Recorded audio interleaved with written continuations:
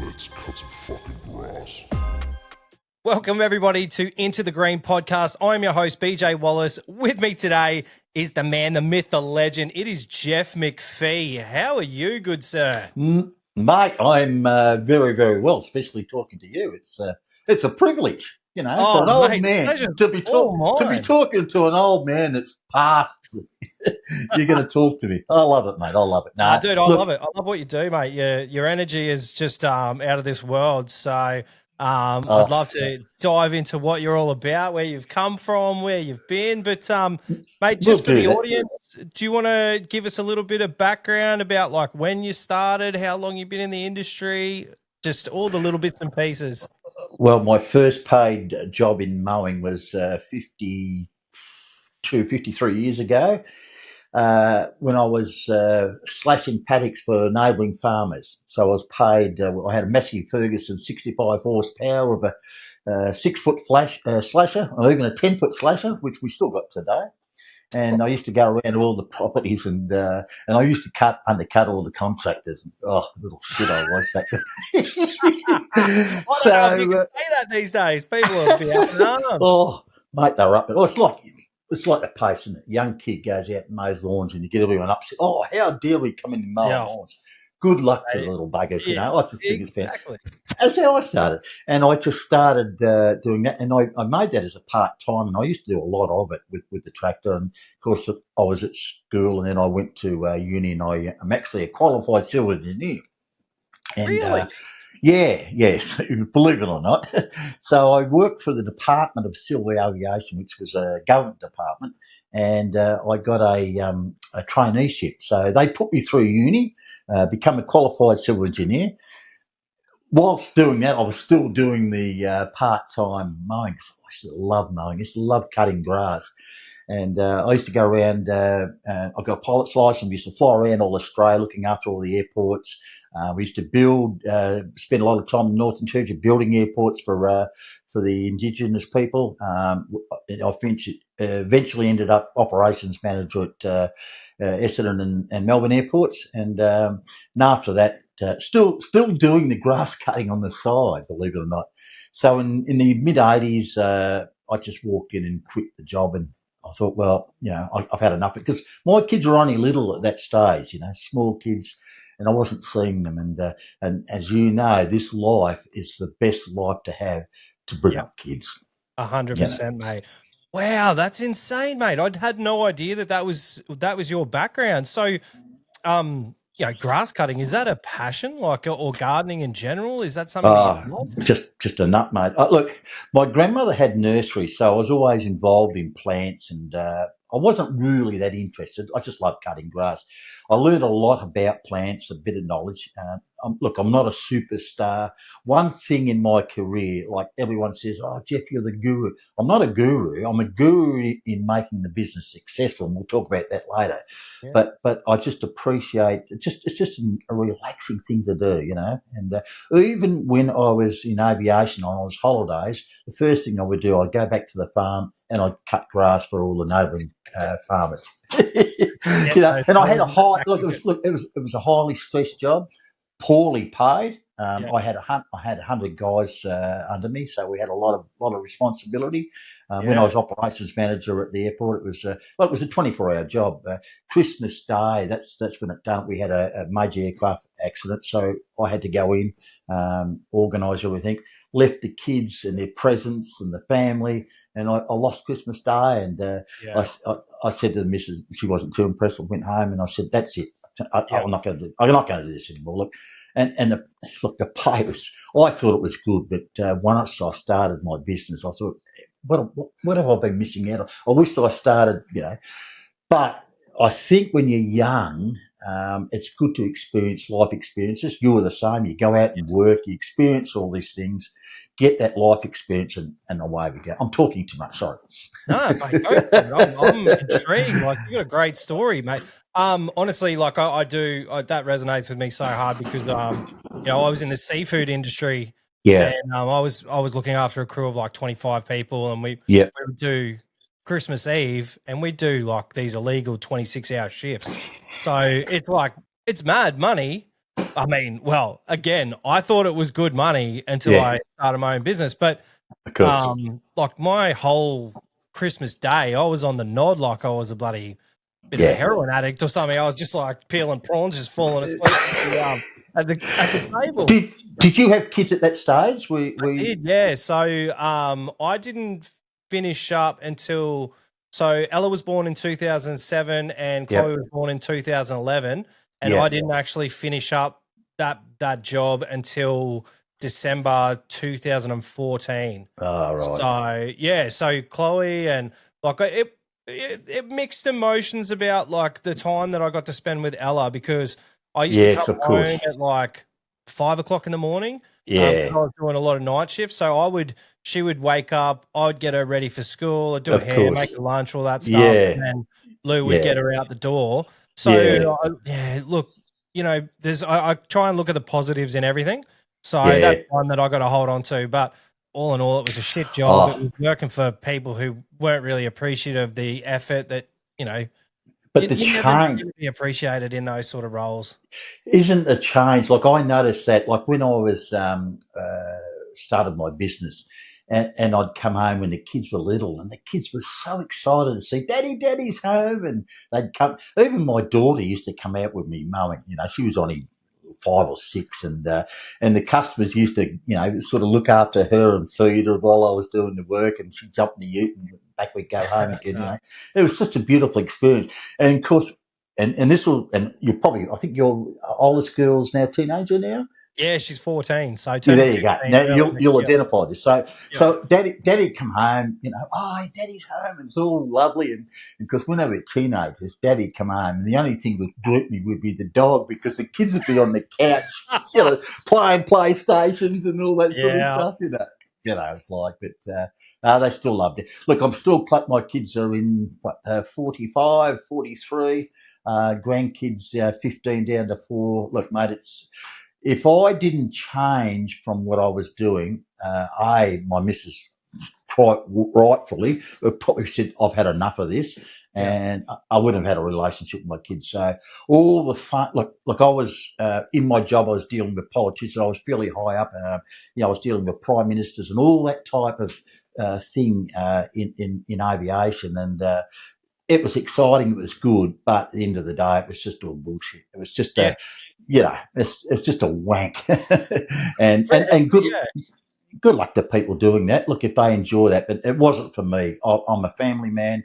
We've been married 45 years, and I'm so pleased we made that decision. You know, we made that decision on a whim when we just started going on business. You know, it was an absolute whim. We just, you know, threw it all in, and it was a drive to the farm. And we said when we made that decision, we were going up to see my grandmother, and we stopped at a bakery, saw a couple of guys mowing some lawns, and I thought, I want to do that because I always loved cutting grass.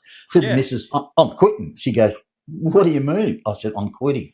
She said, what, you're going to throw it all in? I said, yep. She said, well, I'm right behind you. Oh, Had she said no, might be a different situation. But she pulled us, and that's, you know, we'll talk about it later. That's why the success, I think, put it down to my wife, you know.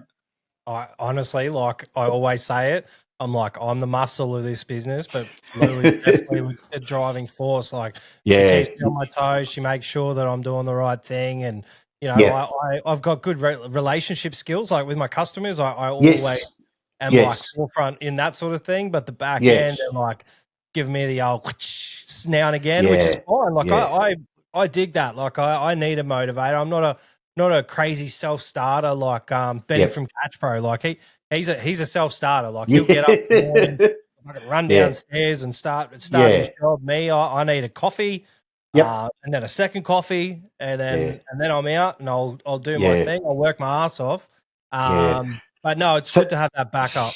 So Lou looks after all the back end of your work? She does, yeah. She looks after all that. Like obviously there's some things that she doesn't, like back and forth emails with body corporates and stuff. I make sure that, you know, that's me, because, you know, they could probably tell the difference between my emails and Lou's. But at the end of the day, like she's got like a massive skill set that I just don't have, and that's numbers. So that's one thing that Yeah, she's really good attention to detail, really good at budgeting. Isn't that good? Yeah, you're so lucky. Yeah, we're good Look, fit. and you know, I like to talk about this later about our business. It's look, we all have a skill set, and we're all good at certain things in our job. But at the end of the day, if we're not running that business effectively, we're not going to make any money. You know, you can be not the best lawn cutter or the best gardener, but if you're a good business person, you're going to be very successful. I've seen a lot of guys that have been really good at their work, poor business people, and the company doesn't go ahead. So you've got that combination, and that's great, isn't it? Yeah. Yeah. Well, I mean, look, for a long time, I was kind of the sole income because Lou was a full time carer for Ellie. So, you know, when I got to the only reason I was able to start a business because I got hit by a drunk driver on my way to work. So, I mean, like this is all the like looking at silver linings and things like that. Like a drunk driver hit me at 70 k's, smashing me to pieces. Jesus. After that, like I got freedom. You know, like the pain and all that. Like I still deal with it day to day, but the freedom and the time that I wouldn't have had. Like I was working minimum 10 hours a night shift. So I was always just absolutely cactus because it's not sustainable long term. And I worked at that job for 11 years. Progressively, my shifts got later and later and later. And, you know, I had a fair bit on my plate, like dealing with, you know, not a huge team, but 25 people is enough to keep you busy. Of course. But yeah, like after that, and Lou was so supportive. Like Benny, like I kind of dabbled with it, like talking to Ben and saying, you know, should I have a crack? And he was like, yeah, like jump on with me half a day a week and see what you like. I started sneaking out of work early and, you know, going and working with him for a half day and then going home, sleeping, working again. I kind of got a taste for it and I was like, geez, you know, it's not going to be too long before I actually catch up to what I'm making now. And I was on the top level of what I could be at without going on salary. And then they just use and abuse you even worse. So, of course. And the thing is, like, business will not succeed unless the partner's there supporting 100%. I've got mates that are in the game too, and a lot of them fell off the tree because their missus have just thought, you know, you're only a grass cutter, or you know, the perception of where you are in, you know, life. It's some of these people we see that we've gone through. It just amazes me, you know. It's just not right, you know. Yeah, and look, it's one thing to have a job that you like, but I think as you go up, you eventually get like, oh, is that a Gentleman Jack and Coke? Yep. Yes. Very nice. Yeah, like I think leveling up is awesome in someone else's business, but once you get up there, it's hard to pull back if you are getting used and abused. And I had trouble saying no, so I really got myself into a situation where, like, you know, I was applying for different positions, and because I was very efficient at what I was doing, it was never going to happen. So, the next step was just to go out on my own and just do my own thing. Now, tell me something. Do you still like seafood? I love seafood. I do, really. Working in the industry, seafood, having it around you all the time, you still love. Seriously, mate. When one of my favorite things was around Christmas, we would get in boxes of fresh WA lobsters, and they were flown over, and they were still warm. When you pop open the box, the steam would come out. And for lunch, I would just pop the back off a lobster and just have like a $75 lunch. Mate, the prawns, the live. So we would usually get Gold Coast blue eye. Oh, mate, the blue eye from the Gold Coast. Yeah, some of the best eating fish I've ever had in my life. And when you get seafood, you identify the best of seafood, because I love seafood. But I'm up Street Creek now because I don't have like an easy access point now. But I did literally today. I spoke to my mate Steve. He's a fellow contractor up here, great supporter of everything we do, like with the shows and stuff. Absolute legend of a bloke. He's just gone across to Stratty. He's going tomorrow. Today's Thursday, tomorrow's Friday, so he's shooting across. he's like, yeah, do you want some fresh trawler prawns? I'm like, Oh no! oh, you know I do, I'm gonna. Edie. So yeah, he's bringing me a couple of Well kilos. done. So yeah, it's and Ben Gripsky actually, when a couple of months ago, actually it would have been probably about 6 months ago, I went to RGS and I was on my way there, and he's like, oh mate, do you want some fresh bugs and prawns? I've got a mate that owns a trawler and he's trying to get rid of some. I was like, yeah, I do. There's nothing better than fresh jelly, trawler mate. prawn. Yeah. Brilliant. Yeah, brilliant. Now, that's a good career, though. Like, I mean, it's good that you had that life experience before you started, because you obviously dealt with a lot of people, and you learnt those good communication skills. And I think, that really helps us, doesn't it, in business? I mean, some of the characters you deal with in situations. I could only imagine, mate, with 100 people under you, you'd got to have some story. Look, mate, it was just a nightmare. It was like I'd be getting calls because it was a 24-hour shift, rotation shift. Big operations meant we'd have guys that are working 24 hours, and anything had happened, on the phone, 2:00 in the morning, on the phone, 3:00 in the morning, during an amorous moment on the phone, it's sort of that would do my head in, like being on call all the time. It did, mate. It did. But the worst thing is watching my kids just sort of, I could see it slipping away, and and look, had I stayed, as I said before, financially. I'll tell you now, money's not a concern of mine. I don't care about money. Pay the bills, got a food to pay, house paid. We're set. We're okay. So I don't really care about money. So it's not I know some people are driven by money. Investment properties, got to have houses and this and that. That don't interest me. As long as my family's with me, my family's right. That's all I'm right for. At the moment, when we get rid of the farm eventually, my grandkids, they're the beneficiaries. They're the ones we're going to set up for the future, But they're going to have to work. They're going to have to work for it, Good. They're not going to be given anything. Our philosophy is we'll help them with a house. They're going to have to, we'll help them. They're going to have to pay us. And once they've struggled, once they've got through there and paid it, well, they can have it back. But that's at the end. You know what I mean? Like, they've got to struggle and learn about life, like my kids do, like we did, like my parents and grandparents did. You've got to work, get through that, and then, nothing's simple, So that's our philosophy. That's such a good, it's a good philosophy. Like that sort of scenario just builds appreciation for what you've got and what you're trying to achieve. Because if everything's just handed to you on a silver platter, you're not going to have that drive to do better. No. Look, yourself. Look, when things are going good, you get lazy, don't you? Like the hardest, the best times when I was working, my wife never worked throughout my whole 40 years of business. Never worked once. She probably did 3 months at the Coles. She worked at Coles for 3 months because things were pretty tight, because we went through a lot of hard times over those 40 years with weather and recessions and all those things, and probably address that later. But she's never worked, so you really appreciate it when you really had to work.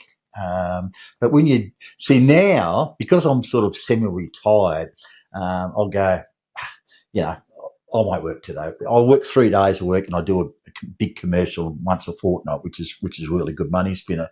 But because it's rained for 2 days, I've had to do sort of all that work in 2 days, and I've worked full days. And I go, it's really killed me. 70, but it's driven me. But you really appreciate it.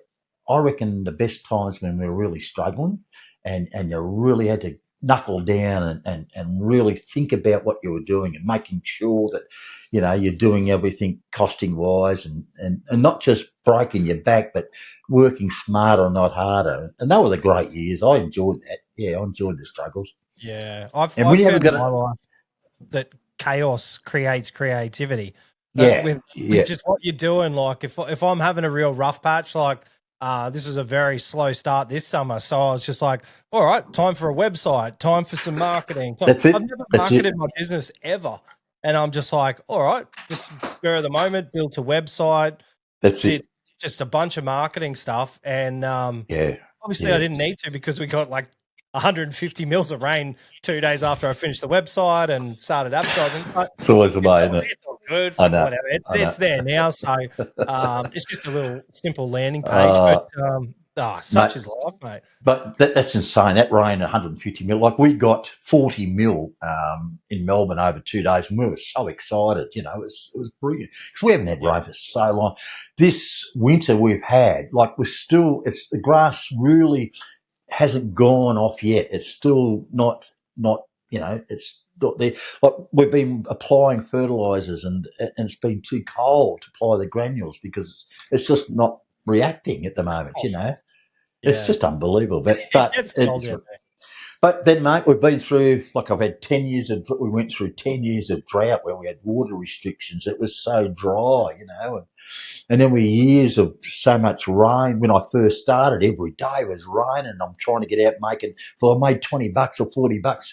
We're talking the 80s, mate. So, you know, $100 a week was a good wage then. Yeah. So if you can get your $20 to $30 a day, you were going really good.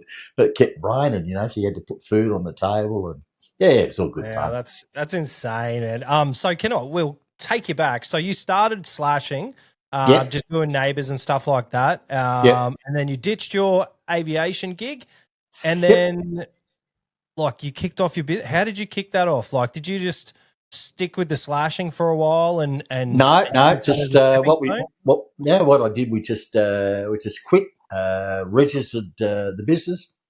And then just started day one, you know, one job, no advertising. See, back then we didn't have internet. There was nothing. Heaps of flyers. I put out thousands and thousands of flyers and not a big reaction. But I got one. I got my very first job, and it was a big mansion in a place called Patterson Lakes. They've got big boats and lagoons, and it's a really lovely place.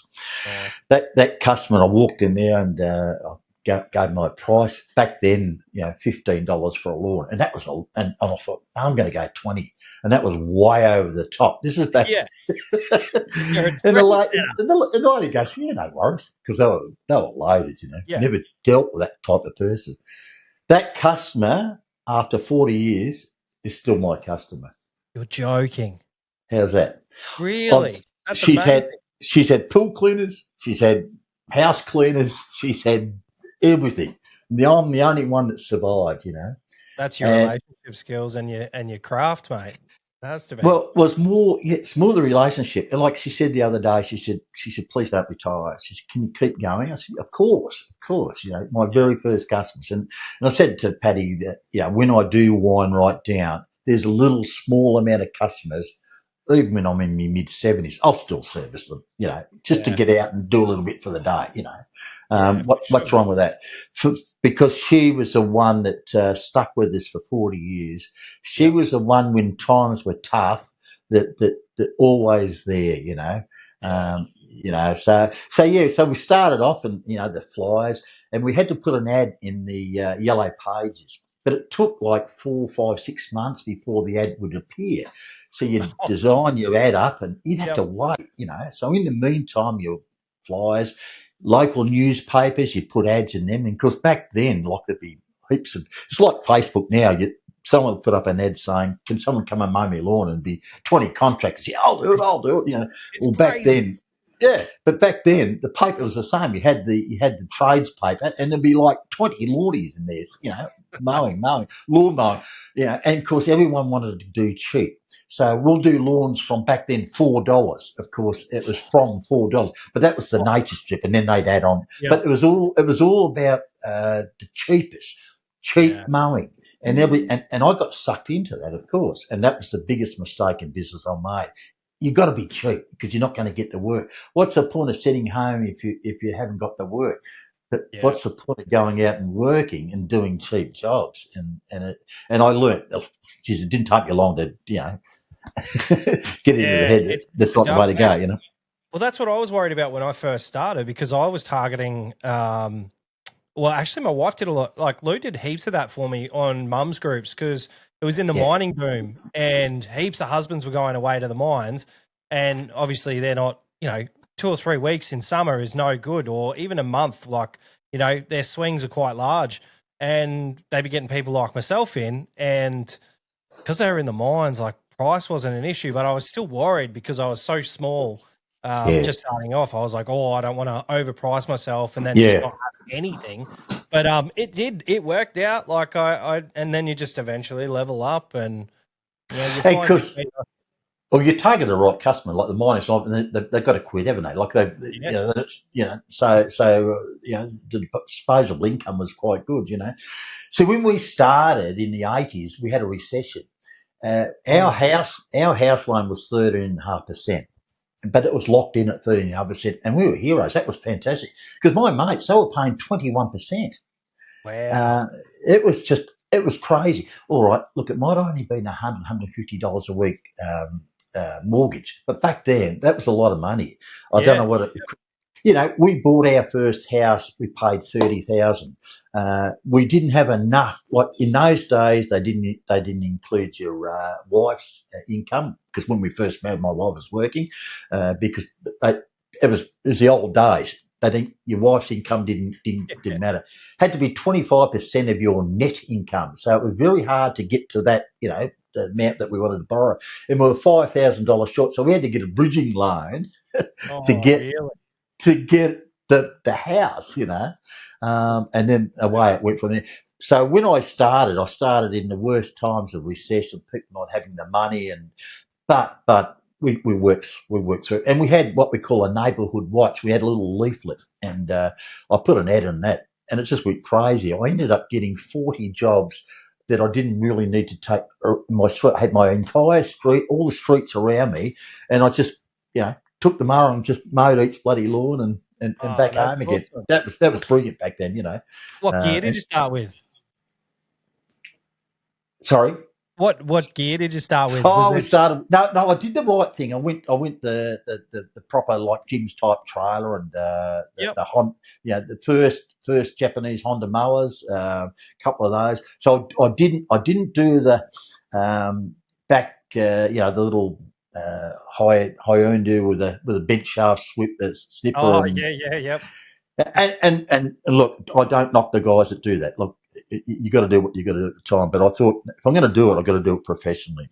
Yeah. So I made sure that I went in at that time with the best possible equipment I could have, and 2 whippersnippers. We didn't have blowers, but I don't think there was blowers back in the 80s. We had used brooms, but other than that, and an edger. That was the most important thing, and that's what won me a lot of jobs. I had a Kawasaki, the 3-wheeler edger, and that blade, and it had a nice disc. So when you did the edges, they were beautiful, nice lined edges, and that was the most important thing. And the curls gets the girls, as I say, when you're in the discos back in the old days. But the edger got the customers, because the first thing that people look at is the edges, and I reckon that still happens today. A lot of young guys ask me, what's the best edges? Get those edges right. Get them. Look, you can do it. I know, and I'll probably scream at this bloody podcast. No, I can do better edges with whippersnippers. Bullshit. You can't. A cut edger is the best to do. And if you want to get on in business and want to look professional, you don't have to use. Once you've done that, you can drop your whip in, but you just got to. You use edges too, don't you? You use edges, don't you? I don't anymore because with our body corpse, like, a lot of them are real patchy, like really small chunks.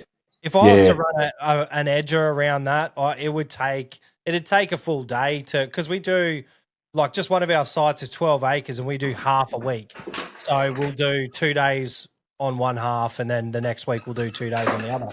So if I was to do like that style of straight edging with an actual edger, I'd probably go more the stick edger. We've had one, and the boys prefer the whips because it's quicker. I totally agree on like. What about an Atom edger? I've got an Atom edger. Look, International now do Atom as well. So International Mowers, the guys who distribute. I've always used Atom edgers, and I reckon. Look, some of the tabarets I got, like, there was 2-3 kilometres of edging. There's no way known you do it quicker with a whippersnipper. No way. I could run with that bloody Atom edger. Yeah, you'd break your shoulders too. Like, that's a lot of edging. If I was doing some development blocks, and that was the first time, because I got given an Adam Edger, and that was the first time I pulled it out, because most of the time I'm a whippy guy, like I have to admit, but I can guarantee you that you know, your edges are probably crispier than mine, more uniform, because I was using like big line too. So I was using like 2.7. So I've pulled back a bit, so my edges aren't like this. They're coming closer. Yeah. So, but look, the Adam Edger, look, and now because I've gone all battery now, I just use a stick edger, and I've only used it in the last, like, it's taken me 40 years. I've finally discovered the stick edger in the last 6 months, and I love it. No dedicated ones. That's the craziest thing in Australia. There was no dedicated. Benny and I talked about it back on the Skull sessions. There was no dedicated stick edges. You could get an attachment, but there's something about a dedicated stick edger that is just a bit different. But you don't have a battery atom at all? Have you seen those? Yeah, don't. No. No good. Yeah, I know a lot of don't. I probably I think they're designing a new battery platform. I think they might have. I think they need to do some work. I know a few guys have got them and don't. Not there. Not there yet.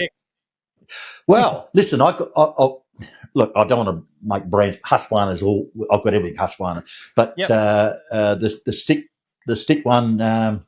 Look, I've never used it before, and I think I did a podcast with Luke last year or year before, whatever, and I was talking about Adam edges, and he said, "Well, have you used the stick edges?" I said, "No, why would I worry about that? Love me Adam edger." But now I've gone completely battery.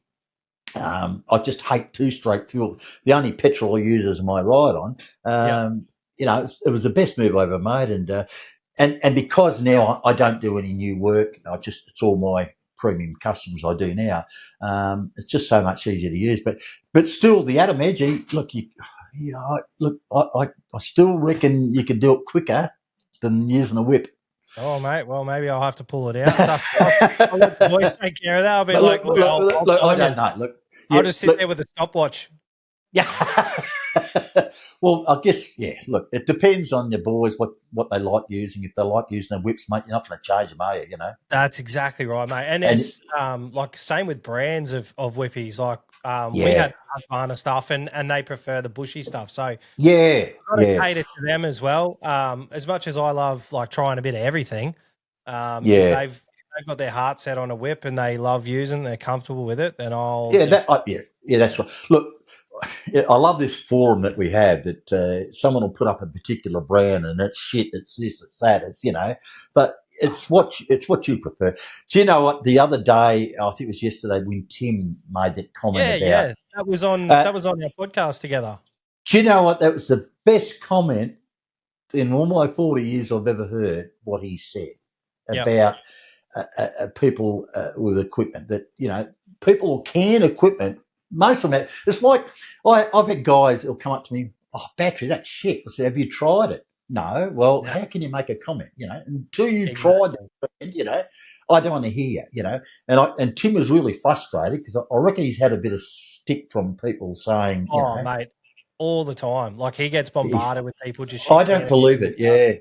So it's, I think, because he puts himself out to such a wide audience. I know. But I love what Tim's. I can't wait to see. So GIE that he went to, it's just like a Timmy playground.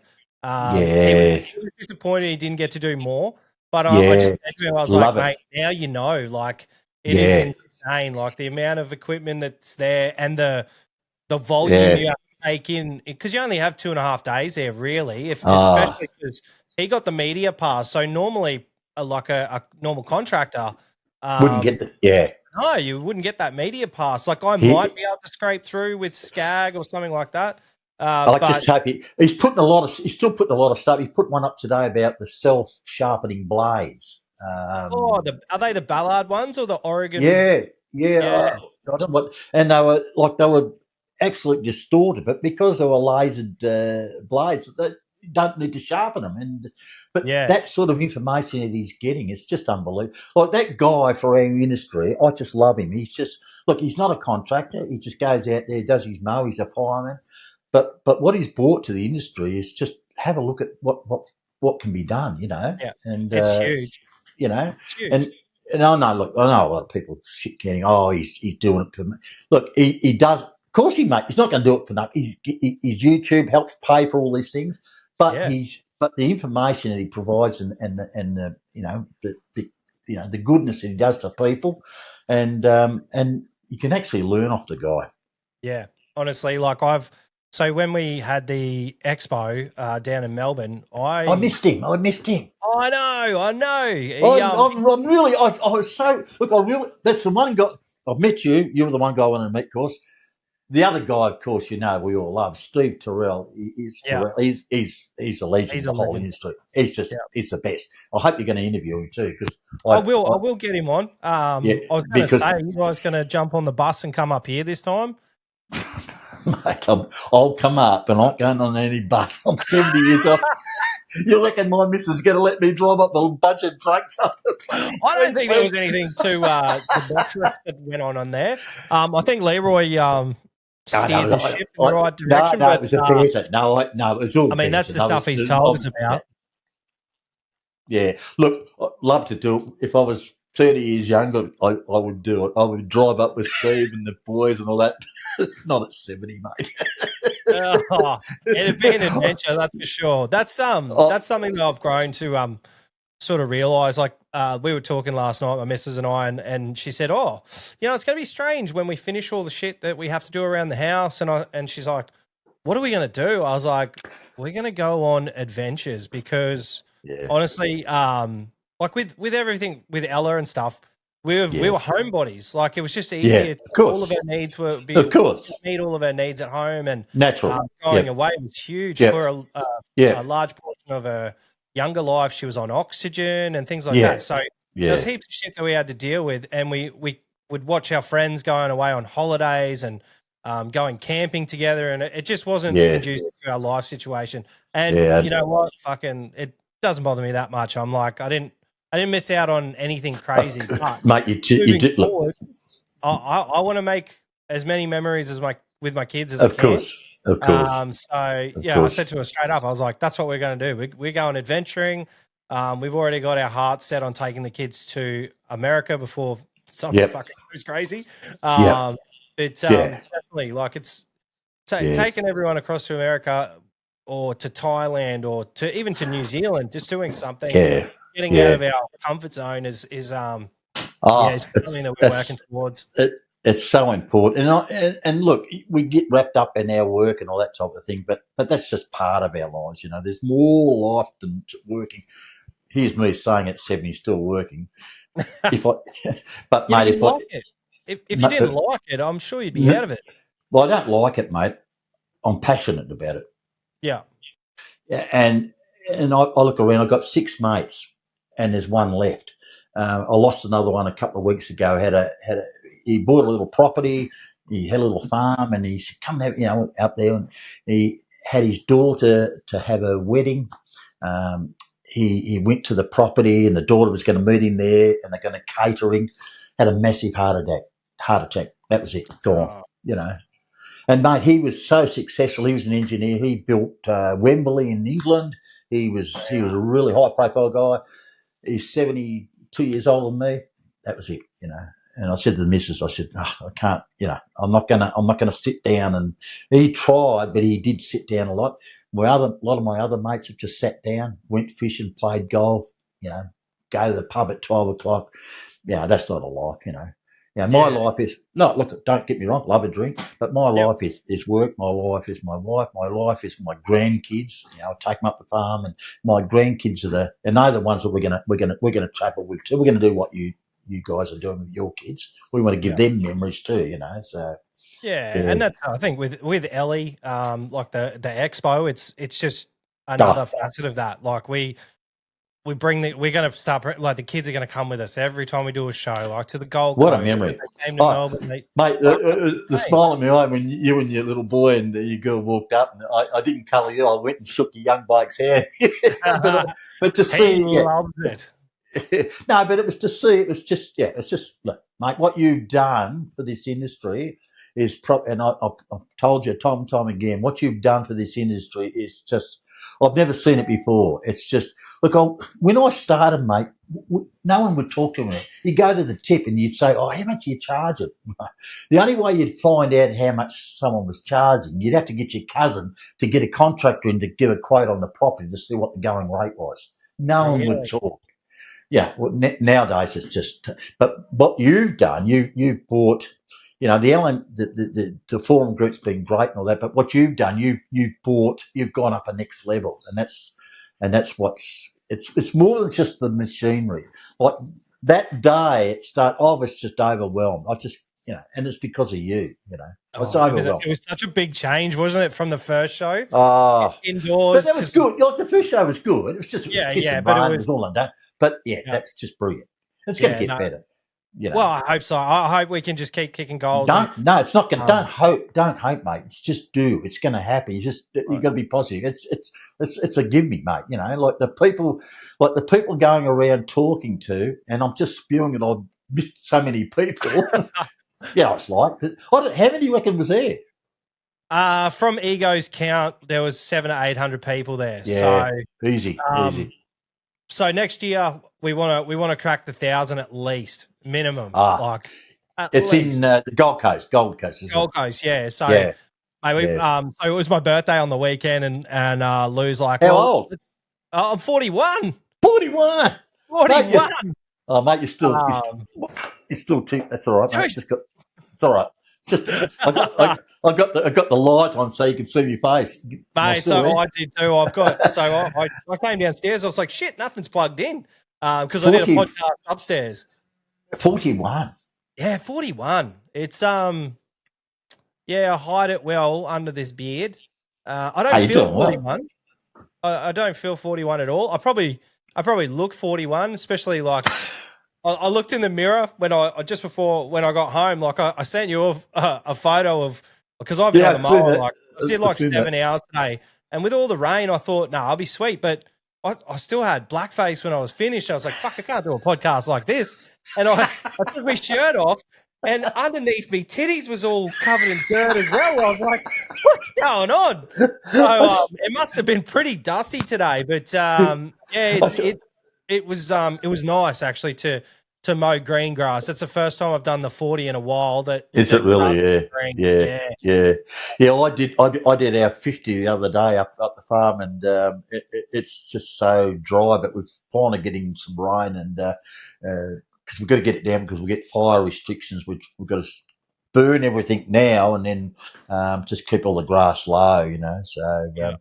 We've had fires before because we let the grass grow, but this time we're making sure we keep it down. But yeah. But mine's on you got 50 acres at the farm. Yeah. So the old 65 horsepower tractors are probably a little bit slower than your Skags, mate. But the Perkins 65, mate, she purrs. She's lovely. It's a nice motor. So how old would it be?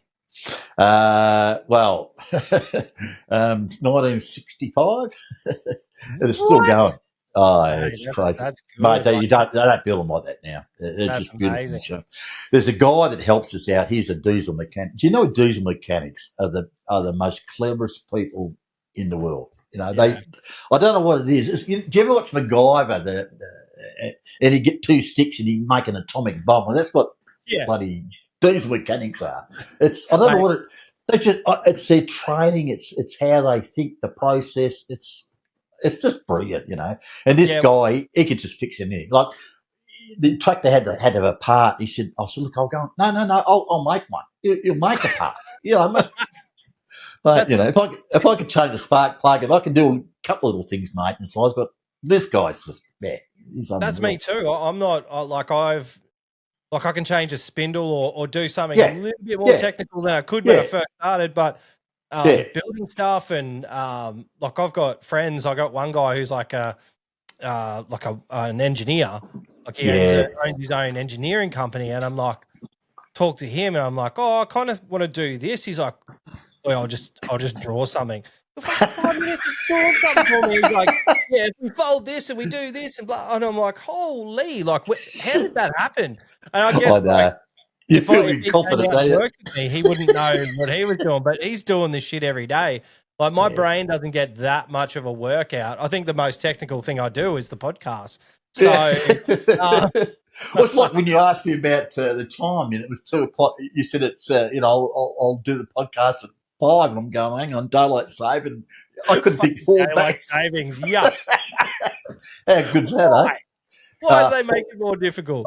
Mate, our stupid bureaucrats down here, daylight saving always changes. The kids have their school holidays. First day back at school, daylight saving. So they've got to get up that hour earlier after having 2 weeks of holiday. How good's that? I mean, real clever, our bureaucrats. Now, speaking of your bureaucrats down there, how are you guys going? Like, what are you seeing down in Melbourne? Because we're seeing up here, we're seeing a lot of Sharpies and a lot of shit going down your way. Oh, mate, do you know what? It's getting scary. I got customers in a very wealthy suburb, and they're frightened. I had one that actually got house invasion. Guys went in there machetes, and they actually whacked the husband over the head with a machete, and just took the keys and took their Mercedes, 2 Mercedes, and something else they had, and BMW, and yeah, it's just holy. It's insane. The government a couple of years ago took the bail laws. They reduced them, made it easy. You can't punish kids. You know, you got to give them a chance. You know, there's kids down here that are on bail 50, 60 times, and they still go out on bail. Yeah, it's just crazy, mate. Where's the incentive to change your life? There's no fines, there's nothing. No. Get back out there and. But now they're going back out to a job. They're going back out to, they're going to need cash. So the first thing they're going to do. But a lot of it's just joyriding. They just go in and pinch a car just for a joyride. Yeah, that's insane. What's it? Sorry, something come up on the screen. I thought it turned off. There's an election next year. They're going to change it. Can you still see me, Geoff? I can see you. Oh, that's all right then. Yeah. I don't know. There's something come up there. Hand gestures, reaction. I don't know what's going on there. Oh, you must have like I don't know what's going on there. Hang on, I can still. No, we can still talk. You can see me. I can't see you. You've gone dark on me. Okay, you see me now?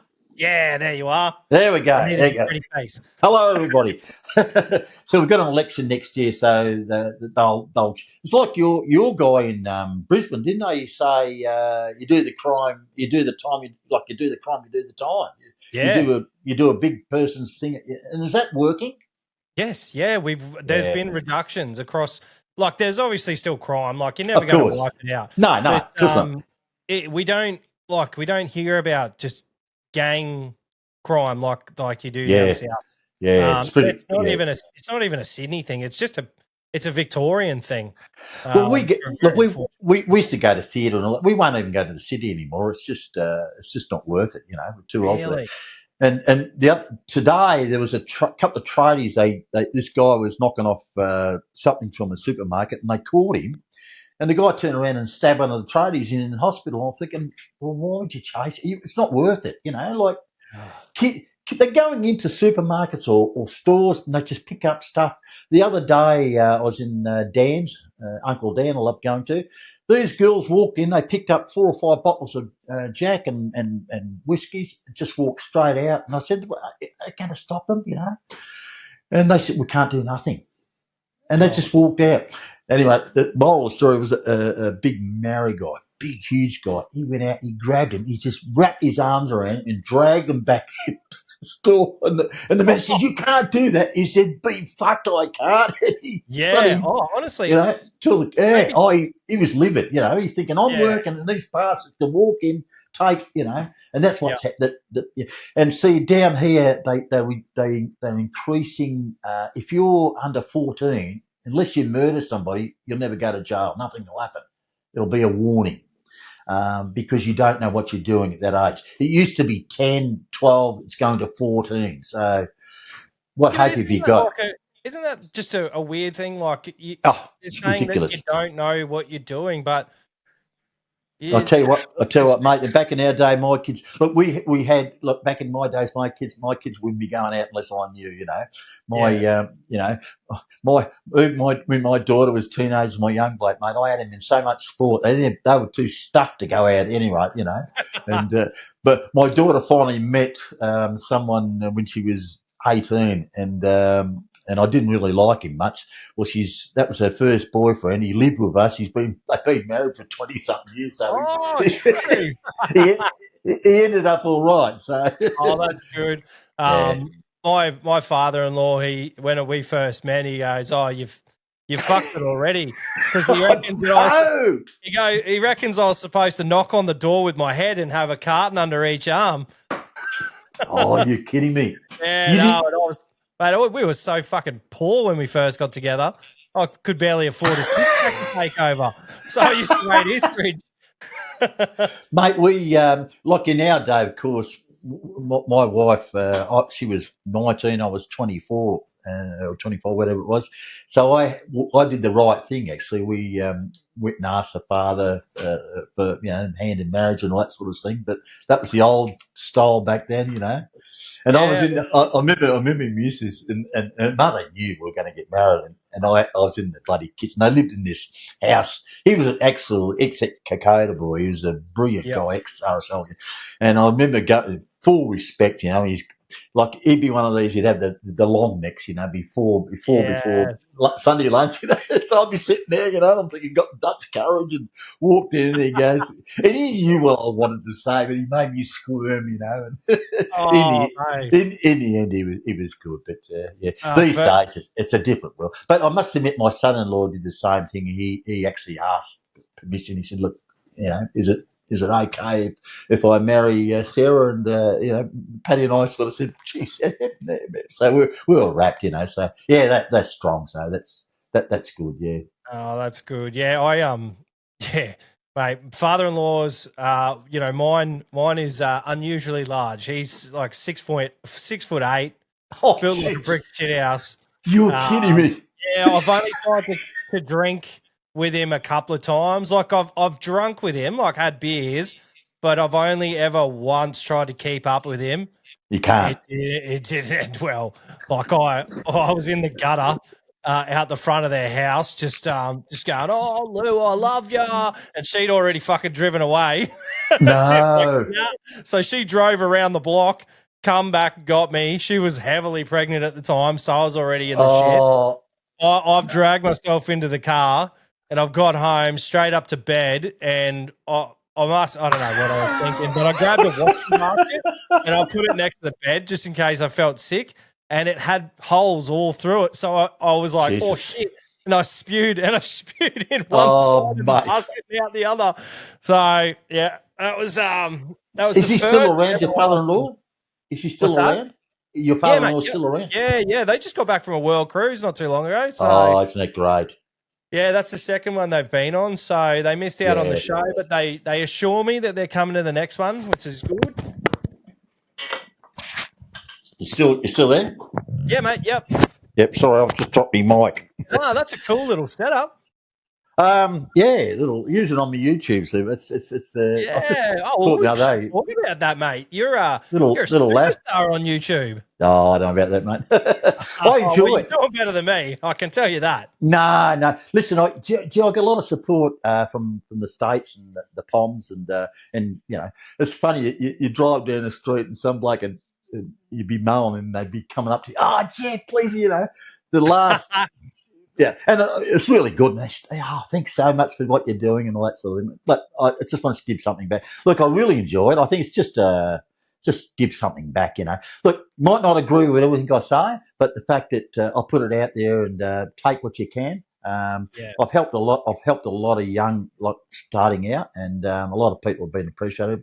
Look, we didn't have, and why I did it, because when I started, no one helped me. It was just a struggle. Like, all the contractors, there's no networking was a bad word back then. Yeah. Like today, and I know for a fact, and I need a lot of help up the farm eventually. I reckon I could put the call out and I'd get 20 guys like that would be there tomorrow to help me. 100%. And if I was crook and I needed some help, I don't think I'd have any problems when people ask, saying, we're going to do it, Geoff. And they just do it,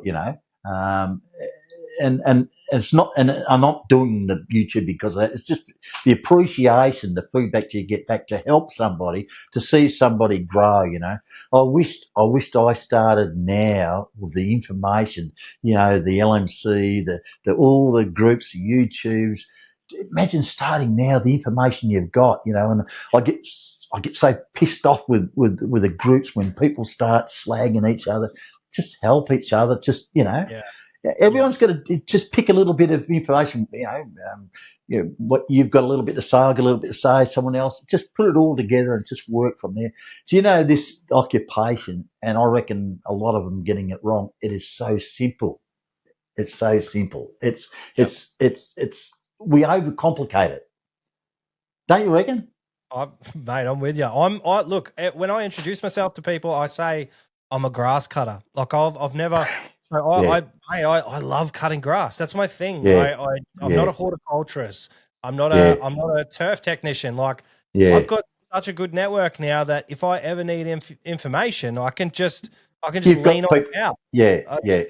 But there's nothing. Look, what I'm trying to get to is that whether you're cutting grass, whether you know how to prune roses, all those sort of things, and I know a lot about those type of things. But it's a simple process to go to the client, get their trust, to communicate with them well, and present yourself. That's it. It's you don't need form. You don't need all this, sort of technical sort of stuff to confuse the client. They want you to quote. They want the job done, and that's it. And you tell them how you're going to go from A to B, and that's it. You tell them about the process. Tell them how much it's going to be. Tell them the time frame. Be reliable. Be prompt, and that's it. It's so simple, but we complicate it. Talking about technical stuff, so obviously you've seen a big change in the software that is probably.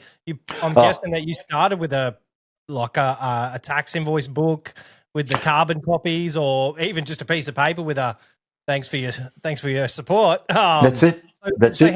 How's that side of your business evolved from? Look, we just went from the pencil and paper, and then the diary. You put the diary, and in 2 weeks' time, put someone else's name in, and then you forgot to put that one in. And of course, I'm still rolling a diary. Where were you? No, I'm past that. So coming into the software, there's just so much available now. Like, look, you don't have to be like I just use QuickBooks. It's very simple.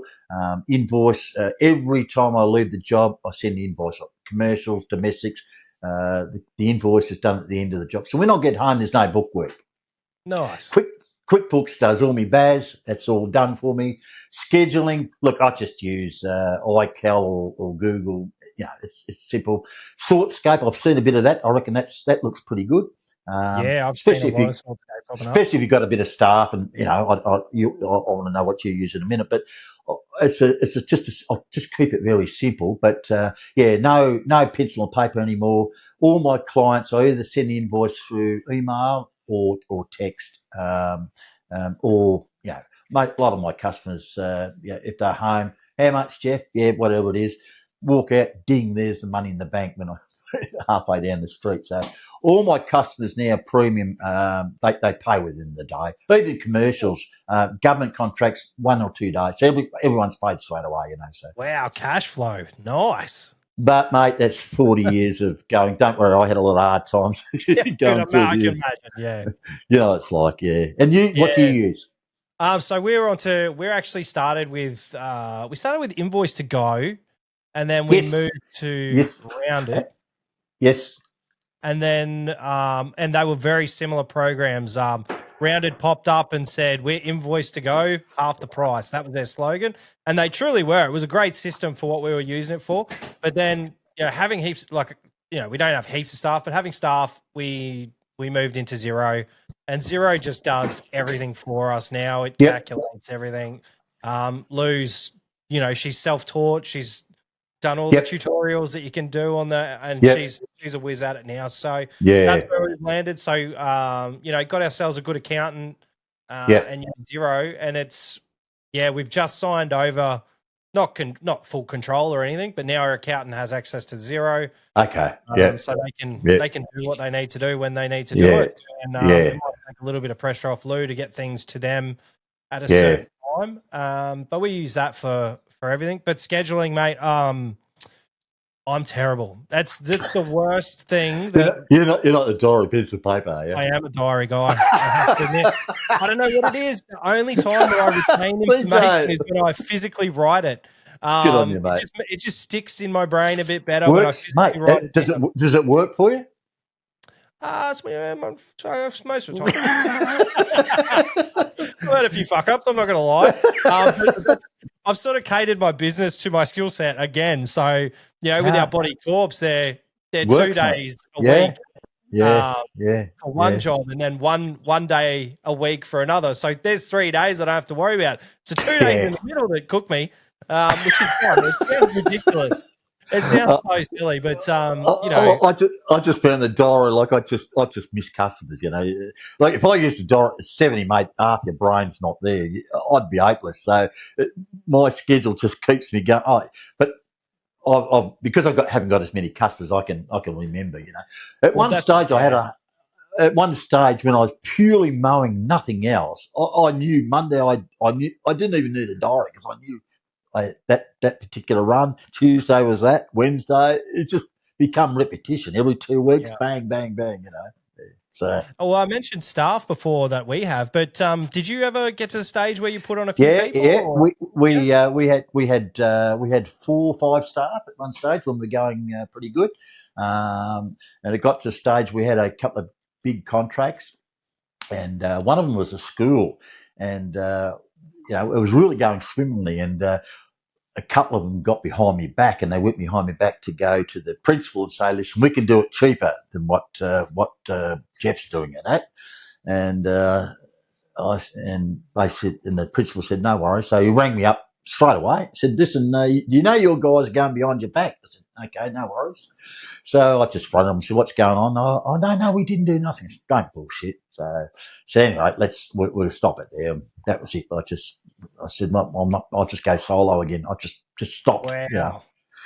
And I said to the principal, I said, "That's it. I can't service a problem." He said, "Well, yes, you can." I said, "What do you mean?" He said, "Well, we don't expect the quantity that you've been providing.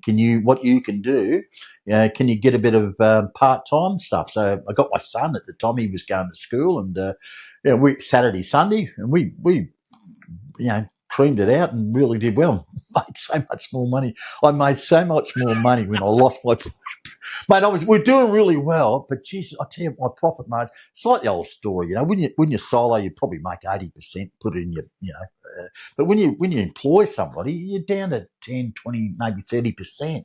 That you're making off the employee. So you've got to have a lot of overturning, and look, there's advantages of employees, of course. You can work off to, and look, I know guys that are not well, that can't physically do the job, so they use staff to generate the business, and that's smart.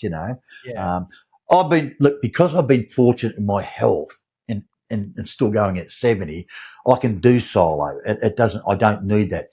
If I'm not doing high hedges or big stuff anymore, I'll just palm it off to other contractors. Some young guys, they'll climb as high as that you want, and I'll just subby that type of work out. So I can still run my business full time, which I don't now, using subbies, people that I trust do well, make a little bit off them, the job's done, still keep the client, still do the things that I can do, One thing in this business that people got to understand, you've got to stay within your lane. You've got to do jobs that you're capable of doing, and don't overdo it, because as soon as you start overreaching, going further than your skill set, you're gonna fall over. Yeah, promises that aren't kept are promises that are remembered. It's there you go, mate. What a saying that is, huh? Yeah, what a saying. One of those things, like I learned that very early because being shit at scheduling. That's one thing. I'm like, I'll be there at, 9 o'clock. And the first job took an extra 15, 20 minutes. So I'm there at yeah, 9:25, and they're like, "Oh, you're yeah, supposed to be here at 9 o'clock. I had to leave for yeah, work, or whatever." And then I'm yeah, like, "Fuck," yeah, I know. But that's what it. Owning your own business is just like going back to school. Every day is learning. Like it's Do you know? I crazy. reckon I've learnt more in the last 10 years of all the information that's out there than I have prior to that. Like I'm still learning now. I'm Yeah. still learning now of people. If someone says something, I go, "Oh, I'll give it." Like it's like battery. Like I started battery 5 years ago. Like why would you have battery? So now I've gone full back. Like I'll do anything to make it easier for me. If someone Yeah. else says it works, I'll give it a crack. I'll try anything. There's Yeah. a lot of guys out there that put that. No, it's my way or the highway. Yeah, they put their blinkers on and they just follow their own little What path. what I preach on YouTube and all that sort of thing. That's just my opinion. It's just my set. It might not suit everybody. It's an advice you take on board. And if you got that mindset to take all the advice on board, you're going to do so much better, aren't you? Than to stick your head in the sand. Well, that's the But whole thing about networking. Everybody does ah things a little bit different, like using different programs, scheduling. thank Christ for that. That's it. Yeah, Well, that's thank it. Christ for Like, that. if everyone did everything the same, there would just be like two massive companies, and Yeah, everyone would work for them, and we'd all get yeah, paid for all. So, yeah. You brought up a bit about the you got to be on time for jobs and all that. And I remember all old people, when you're doing the pensioners back in my day, and if you weren't there at 9 o'clock and you were there at 9:05, they'd go, "I didn't think you were coming." That was the scheduling on time. And I must admit, I've still got a couple of old sticks that I do. And if you're not there, they go, "Didn't think you were coming," because you're always there at 11 o'clock every Tuesday. yeah, Because I've got a lot of. no, you go, mate. You go. No, go on. I was just going to say with the oldies, that's one thing I've always tried to spend a little bit extra time with them because Yep. it's like the same with the retirement villages. That's why I loved going to the retirement village. I feel it got real catty, but you never know. Like they might not speak to anyone for the rest of the week, or and it was lovely, Absolutely. like going there and being their little weekly or fortnightly visitor Yeah. and having a chat and making them feel good, and then leaving. Yeah.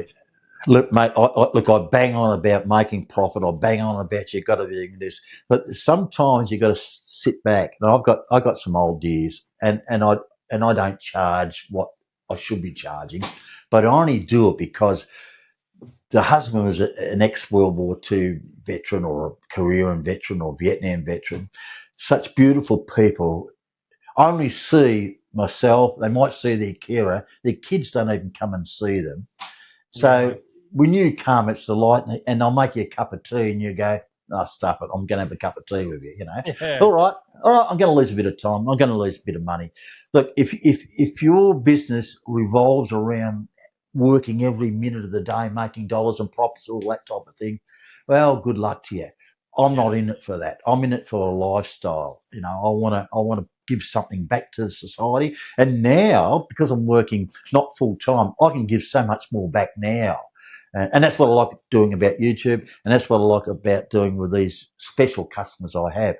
And that's why I admire Tim about his free mow, the people's lives that he's lit up. I get something out of it. Look, I know a lot of people listening to us today are probably going to, that's a lot of crap, but not for me and not for you. I know what you're like. Yeah, no, I love the people as much as I love the work. It's great. Like just random conversations with customers. It just makes your mind tick. I've got one guy who's retired. He looks after a club that I look after, so he's like the president there. And I had no idea about what he did in the past, and he's lived just such an amazing life. He's in the Navy. He owned a massive business, and he's retired now, quite young. But he's like living his best life, and just the stories that you get out of people, I think is part. I think it's like a bit of a gift. Like you give and you get back a little bit. So I love having a chat with people. There has been times where, you're doing a job and you're talking to someone and you're like, oh, you're so full of shit. I need to get out of here now. Like like that's going to be one of my next questions is like, obviously, like you've been in a lot of people's backyard. What's the craziest thing? I asked Tim. I thought mate. Tim would have had something good for me. Tim had Didn't he? nothing. So what's Really? the craziest thing you've seen? Oh, mate, there's been a few. Give me a couple. I won't be crude. I'll be nice. Do what you want on this So one, we've had a couple, all right. So I've rocked up to, I've done this place and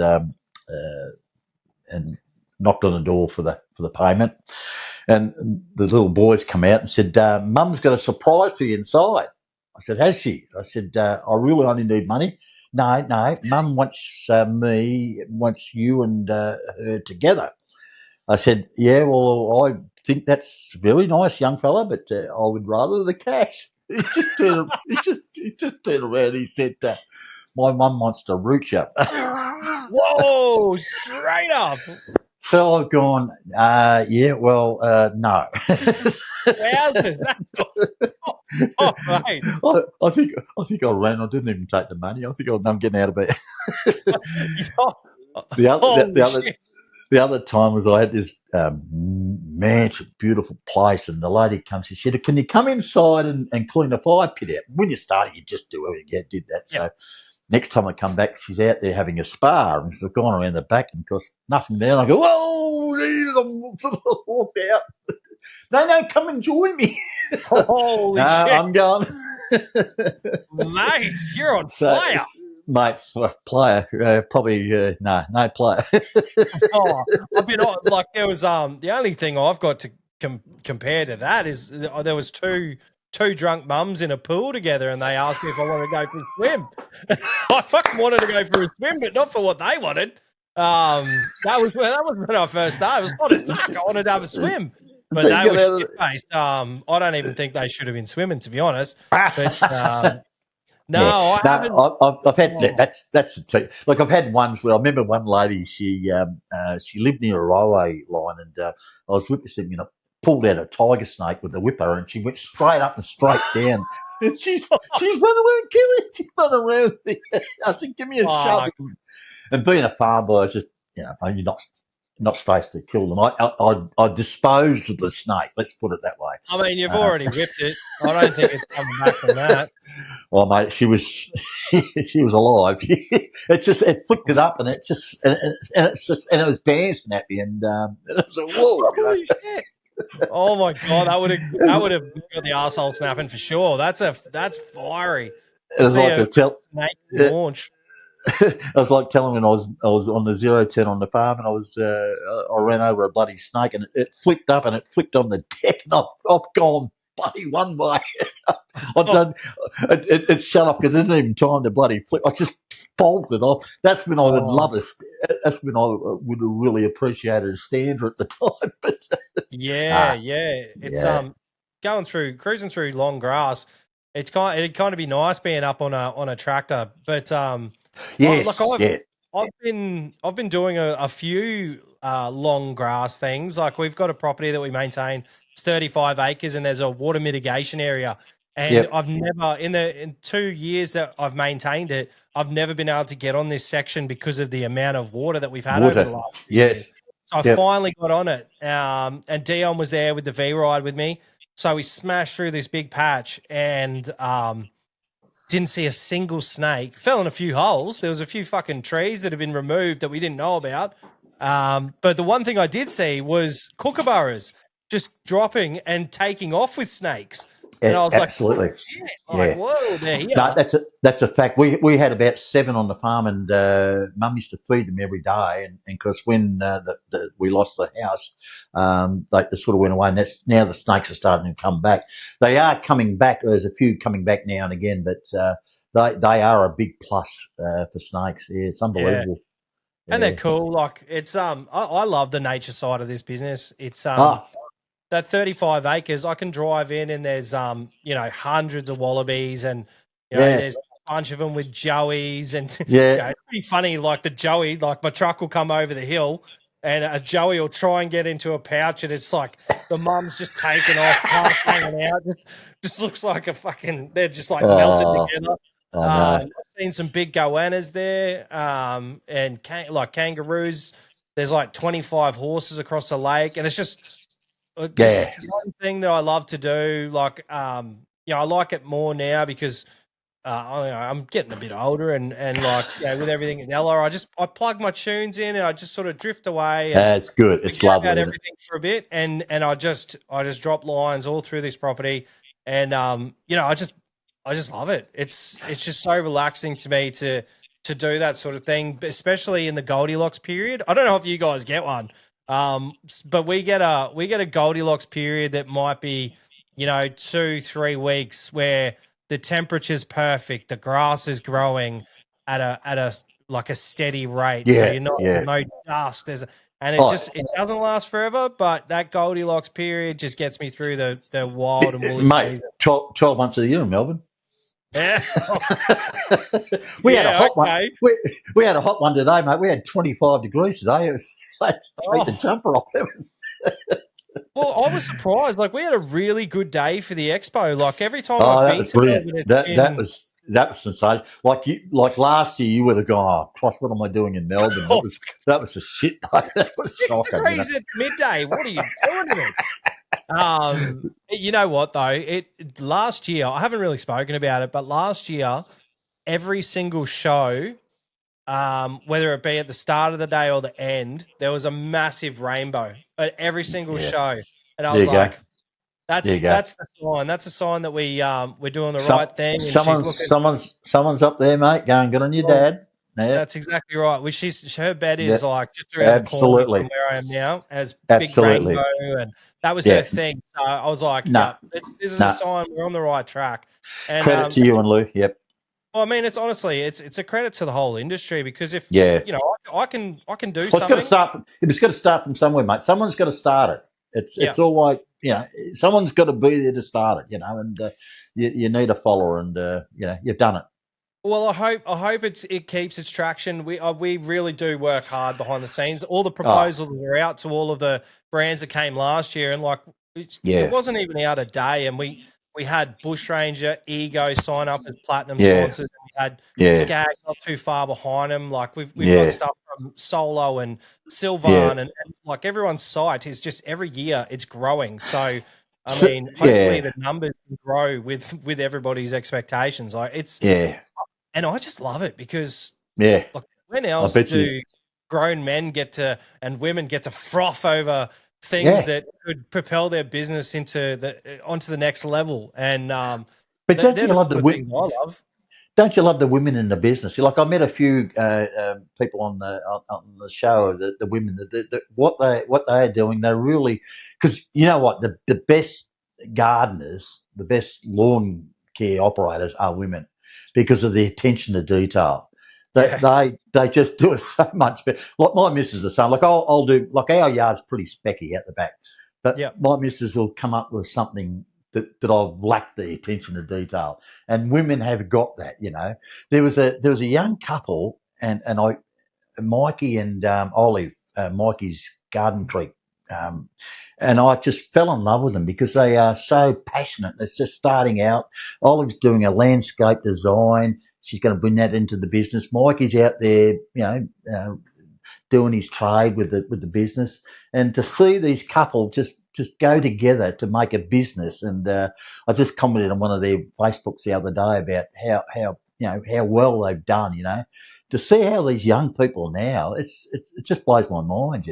Yeah. Like I think the industry's got a lot more credibility. Did you find when you first started, like people kind of look down on the industry as like, you're just absolutely. Of course, we're the Mower Man. My Mower Man's coming today. Yeah. And even when I first started, it was the same thing. And I think, I honestly think that people like Tim and Blademate are propelling us into a different level. So people look at us in a different light, I feel. Yeah.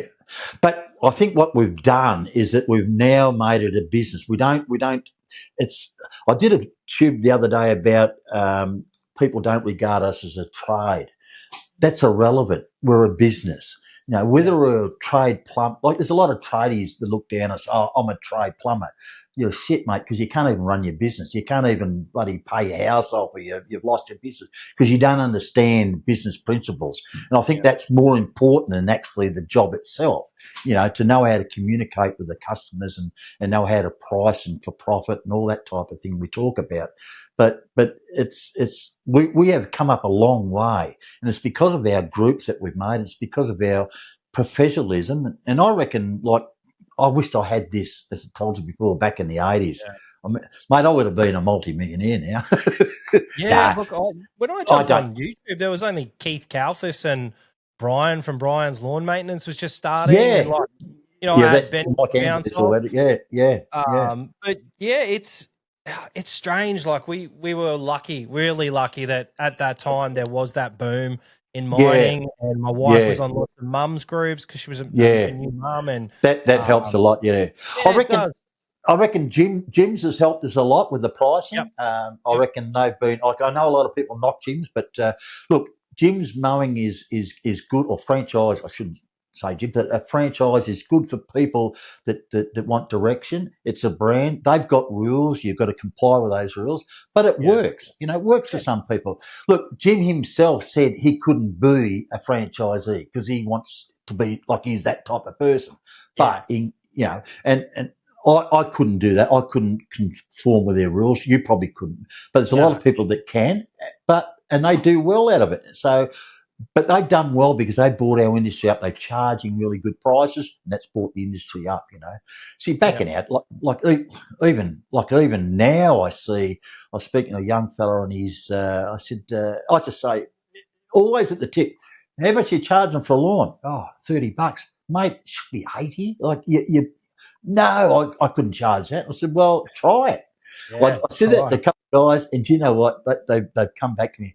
Thank Christ you've said that to me. I just can't believe that I'm getting away with it. So you're not getting away with it, mate. You're charging for what you're worth, Those days of being the mower man are gone. They're finished. We're a business. We're not the mower man or the gardener, Yep. I mean, like, everybody has to make money now. So, while people are at their 9 to 5, we're out there making sure that their property is nice to come back to. And, I feel like there's a trade-off these days. People are working harder for their money, longer for their money, and they need support services like ours to make sure that they come home to a nice environment, because they just don't have time. Like, people are putting their kids in childcare just so they can make ends meet, like, super early.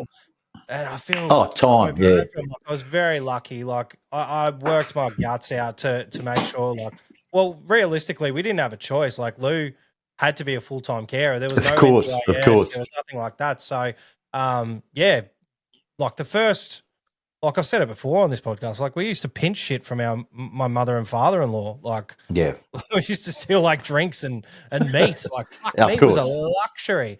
Because if I was in the seafood from the start, it would have been good, but I was in food service, and logistics was the thing that I was a forklift driver. I used to work in the freezer. But you got to do what you got to do to get through. And I'm so glad that I was able to support the family, well, to some degree, without Lou having to go back to work, and she could be the full-time carer. How good's that? But you know what? You needed to do that to be successful. You needed to go through that pain. I think that's, look, there's a lot of young guys that start off just start off into the business and doing really well, and that's great. Sometimes life experience gives you a little bit of a kick along too, doesn't it? Yeah. Oh, mate, it taught me how I didn't want to treat people that worked for me. Yeah. So it was a fucking awful place to work for, honestly. People there I loved. But once you got into management, they were all dicks. So it just taught me how not to treat people. And look, to some degree, it's made me a little bit softer on my staff than I probably should be. And I'm not talking about the ones I've got now. They're great, but past tense, like, like I've let a lot of shit slide that I probably shouldn't have. But it's a lot of effort to find someone, to train someone, and if they do like a little mess up here and there, it's more about showing up, I think, and with But staff. I think. you've got a business now that you work off the tools. Like you can, you've got one arm of your business that you don't have to be there, isn't it? Like a portion of it, yeah. So Yeah. basically, what happens is winter, a lot of my stuff shuts down. Yep. My cuts will go to monthly on the 40, the 35 acres that I maintain. The council cuts will slow down, and that, and the boys just keep plugging away. They've got 3 Yep. days fully booked out every week, and then we'll do extras during winter, mulching and cleanups, and we've Yep. got a few commercial sites that we do big cleanups at. So they're always catered to, and then during winter I can really hook in and make sure that we're putting together the best expo we can. So yeah, it's kind of again like how I first started, like how I'm shit at scheduling. I got heaps of big contracts, so I didn't have to schedule fuck all. It's kind of like that now.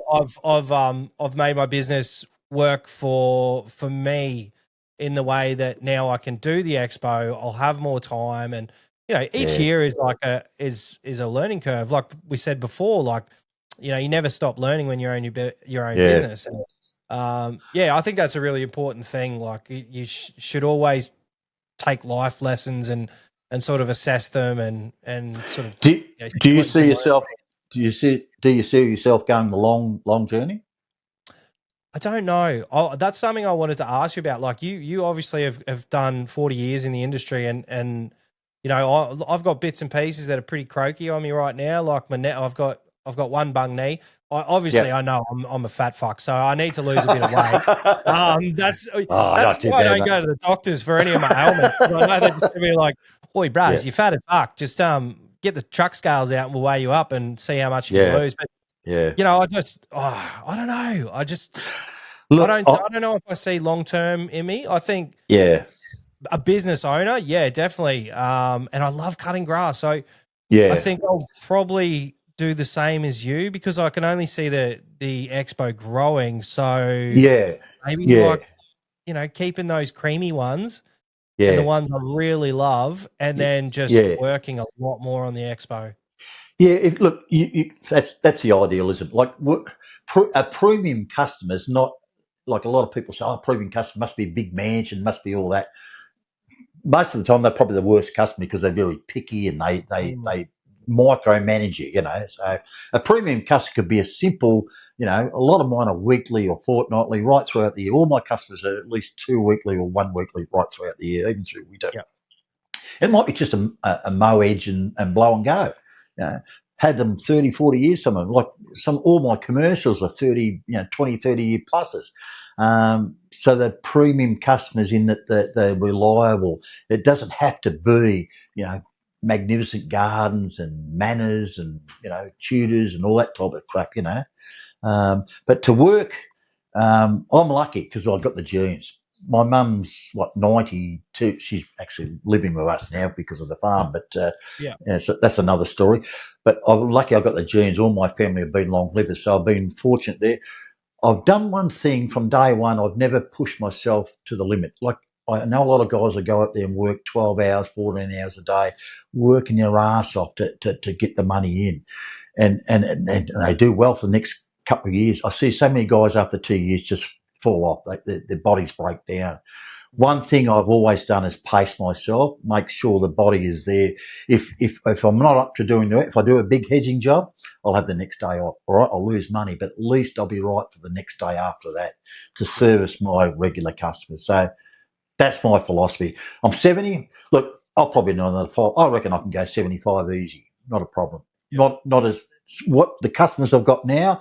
Once some of them die off or companies might disappear, I'll just sit at that and just let it wind down slowly, But it's purely it's body management in that don't go over the top. And I've seen mates just go 6 o'clock in the morning, 6 o'clock at night just to get it done, and you're going to burn out. Burn out in this industry is so easy, isn't it? Elixir. I thought you were going to give me a secret elixir or something I could live by. I mean, Gentleman Jack, I can mate, handle you've got to that. have one of those, mate. You just Is that one a night or one bottle a night or one glass? What are we talking? No. I know, a couple. and a red, of course. Look, every year I have me doctor's blood tests, and as long as the liver count's all good, okay, keep going. As soon as that goes up, no, look, I'll probably have a couple more than I should now and again, but that's such as life, mate. You got to enjoy it sometimes. Look, we're under a lot of stress at the moment, but we're handling. With my daughter and my son, I don't know how you do it, Dad, but we're from a different generation. We're a baby boomer generation, and we're look. I'm not saying that the current generation is soft, but we done it pretty hard. We weren't fostered like, you know. When I went to state school, I had to ride a horse 4 miles to school when I was 5. So part of me thinks that's crazy. Part of me is like, boy, that would have been fun. Oh, it was fun, you know, and I was, and we had racehorses back then. So my parents were trainers. So when I went to high school, when I used to ride track work at 4 o'clock in the morning, they'd drop me off. I used to sit in the back of the horse float, keep the horses going, drop me off at school, go to school, pick me up, muck stables out at night, just work. So that was my life, and that's awesome. As big as I was, prior to that, I also was an amateur rider. I rode in races and all that type of thing too, but not city stuff. It was only country sort of stuff. Yeah, you know? yeah. So as a kid, you go, mate. You go. So as a kid, going doing VCA and all that sort of, helped me get a couple of girlfriends at the time. You know, I was big track rider. That's awesome. We've actually just made our first little investment as a company. The Alpha Blokes podcast, they have a horse named Yabby Pump that they've got. It's like a big syndicate. So that was their first horse.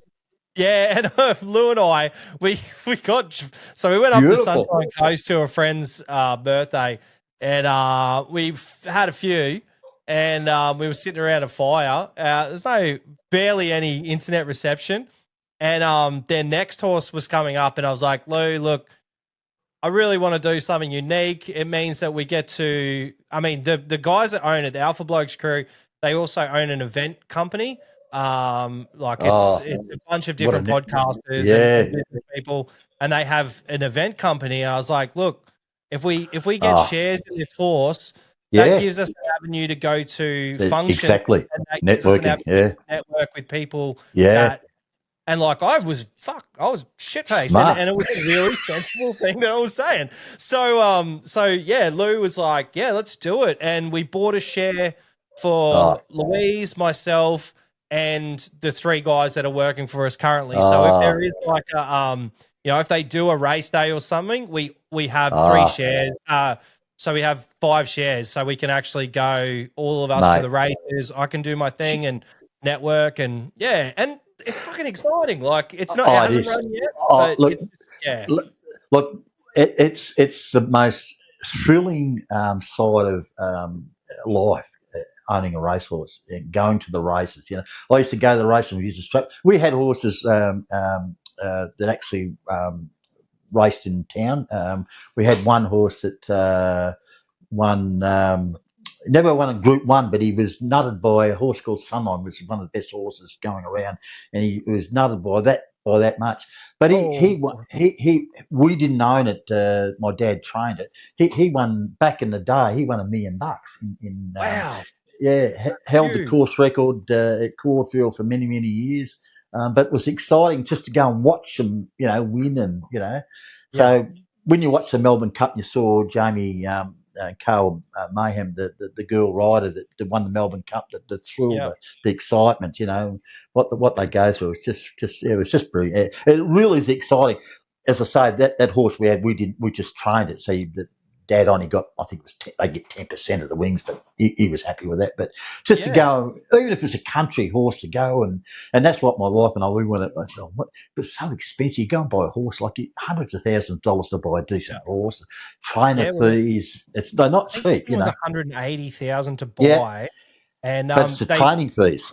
yeah, and it's ongoing. So what was really good about this syndicate was it's through Muster, and it was only a couple of $100 for a share, but that's the life. Like there's nothing after that. So it's the life of the horse, all its training fees, everything. So I was like, Oh, that's covered. That's pure. That That's covers cool. everything. So they sold enough shares, and I think we own like 1.5%. But Who cares? It's your like horse. it's just an exciting thing for us. Yeah. And we can be like, this one time we got shit faced around a fucking bonfire and bought shares in a horse. Like that's life's all about crazy stories like that for me. I love that sort of shit. As your finance gets better, you might be able to sort of get one on your own eventually, and you never know. Who knows? Maybe. Look, that's an excitement. Look, when I was 17, there was I used to ride this horse for my very close friend. He was a trainer, and he asked me to go in half with this horse. It was $1,500, and when I was 18, $1,500 back in 1970 something was a lot of money. I said, nah. So bloody thing won bloody Caulfield, Adelaide, one race. Every time it won, I'd be going like this, It had the course record for 6 furlongs for so many. Kamada Boy was his name, and every time it won, I used to kick myself, $1,500. I didn't have it, Hey, you got to be in to win it sometimes, but sometimes you just can't. Like I shit the bed with Melbourne Cup. Fucking old Lucky Lou upstairs. She's just going, oh, I'll just put a bet on that one, and she wins. Picked the winner. Oh, she's like, yeah, I didn't, because she picked first because I was putting the bets on, and I was like, what do you want to put money on? And she's like, pick that. I was like, I was going to pick that, but you picked it now, so I don't want to be like I'm copying your bet. So I decided to put on a few other bets, and I just shit the bed with everything. Lucky someone's earning. One of my customers, they got the trifecta, and I don't know what it was. It was 20 grand or something. So the time they put, they didn't know nothing about it. They just picked these numbers like Tassotto in it, pick the numbers. Yeah, well, that's it. Like that's one thing I've never done is really gone hard on the lotto. I really should put it in as a regular. Now you can do it online, but I've just never done. I've watched my mum, my nana, my granddad. They all have put in my mother and father. They all have put in the lotto since day dot. And we've done the same. Look, we've been married 45 years, and it wouldn't have been like now. There's 5 or 6 draws a week. We're going to every draw, and. You win a few hundred. You might win 5 grand here. Or we've had a couple little 5, 10 grand wins over the years, but still behind. But those highs would knock out all the lows. That's for sure, mate. Like putting 5 grand in your pocket, that's like winning a feature. That's why I like poker sometimes. Oh yeah, no. When we won, I think we won 10. We had to go into town, and they said, "Do you want cheque or cash?" We said, "Cash." Yeah, cash. We're piling cash in my pocket, walking down the street. Yeah, this is years and years ago. Watching yourself now walking down the street with 10 G's in your pocket. You wouldn't now, would you? You wouldn't now. You'd have a bodyguard. You'd spend half of it on security getting back to your car. Absolutely. It's all good fun, isn't it? It's all good fun. Yeah, it is, mate. No, it's mate, it's pretty crazy. I was speaking to this is just a little bit of industry news. I saw a post from Alex Heidelberg from down your way, and he's saying that Still have entered the Sydney Tools. So I don't know if that's with power equipment. He was talking about it could be concrete saws. So I'm wondering or saws in general. So it'd be interesting to see what happens with that, because Husqvarna just did the same thing. They entered. I know. Why would you go to Sydney Tools when your mower shops and the support like I know a mate, he had something Husqvarna he bought from Tools, and he's had so much problems, and to get the service back and waiting. Your local mower shop, there, like I deal with a red shed, go down, have a problem, it's fixed, Oh, here's another one. There's no, why would you do that? Yeah. Did you meet Michael? He's the owner of the Red Shed. He was at our show. Which one? He was, From which? he was with the Stanley Black and Decker guys for a bit of it, so he Yeah, owns but all of which them. Red Shed? Oh, the whole All lot. of them. No, I didn't mean. I do. The one was I did a review on the Raptor. I bought a Raptor 42, and I did a review on it.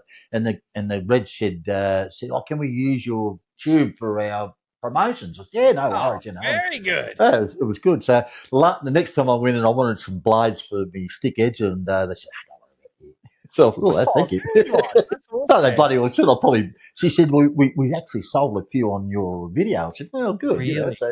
So let's hope next time I go back, if I so how about another whipper? Yeah, for sure. Yeah, they should be going to That's one thing that's cool about this industry is that seeing what the Americans do. A lot of the guys here aren't after money. I mean, well, look, at the end of the day, that's just my I don't take money for that sort of stuff because I just love doing it. Plus, they I don't. Mate, my YouTube channel, look, mate, I get a few $100 and buy me a few jacks for the month or something like that. Like my missus says, I said, it's all right for me. Tube money's paying for me jack today. Very good. That's you don't look at it. Look, this YouTube, you'll see people will get million views and they'll get tens and 20,000. Then all of a sudden it just drops off the scale, and it's people thinking making a living out of it. It's you look at Tim, how smart he was. He's not just doing it through YouTube, but he's got all these other avenues with it. Yeah. Plus, he's a fireman, mate. Look, and that little property he's bought. I mean, he's such a smart guy, and it's a massive undertaking. Social media, people think that it's easy. Nah. And it's a hard gig. It's a very constant. You got to be onto it because if someone comments on something and if you don't comment back, it just gets lost. It just. I put a tube up the other day, and we're talking about trades or something, and I in the back of the yard I had 2 milk crates, and to hold the sprayer and the bags. And they said, "Oh, how professional are you? You've got stolen milk crates in the back of the ute." And I'm going, I said, Thanks for watching. You don't engage with it. But I said, fuck's sake. You know what I mean? It's the same the other day. Who did I put a post up with? I think I put a post up with someone that I did a podcast with. It might have been Leroy or might have been even Tim maybe. And someone commented, "Oh, another shit podcast." I was like, there you go. Right underneath, "Oh, your fucking mum loved it." So yeah. That's it. Mate, if they're commenting, that means you're going up. Well, I think Leroy's hit that. He gets some haters. Lawns by Leroy. He gets a lot of haters, but every time that they comment on his stuff, that's another 8 cents in the bag for him on his Facebook. So, look, I've had a few that have emailed me and sort of told me, you silly old bastard, I said, yeah, no worries. Well, where's your channel? Let me have a look. Let me have a look at yours. Yeah, don't worry. I don't care. Look, the amount of people. As I said before, I get people that pull me up in the street every day. There wouldn't be a day that someone, Geoff, thanks for, or whatever, or someone will ring me, send me this email from England. I'll get emails and texts from England and Ireland. I've got a lot of fans from Ireland. Get on a computer and all these guys from one guy in Ireland's is a copper. He looks after the president, and he's got a mowing around on the side, and he's taken all my advice, and he said, what I've done to him, he's actually going to quit the police force and continue on. From information that I've provided, that he's thinking that suits his model. My information won't suit everybody, but it suited him, and he's done really well. And he just every day texts me, thank you. And I thought, shit. And he's telling me about his life being the copper protection of the president and all that sort of stuff. And I think, shit, that's pretty. You should try and do a podcast style YouTube video with him and talk to him, because that's super interesting. I think that's like we were talking earlier about the way that I do my podcast compared to Luke and Gary. They have their styles and I have mine, and mine is more just talking to people. I've thoroughly enjoyed. We've probably gone way over time, but I've so enjoyed just talking naturally. But another thing I'd like to think about is probably going around to some people and just talk to them on site with what they're doing. Yeah.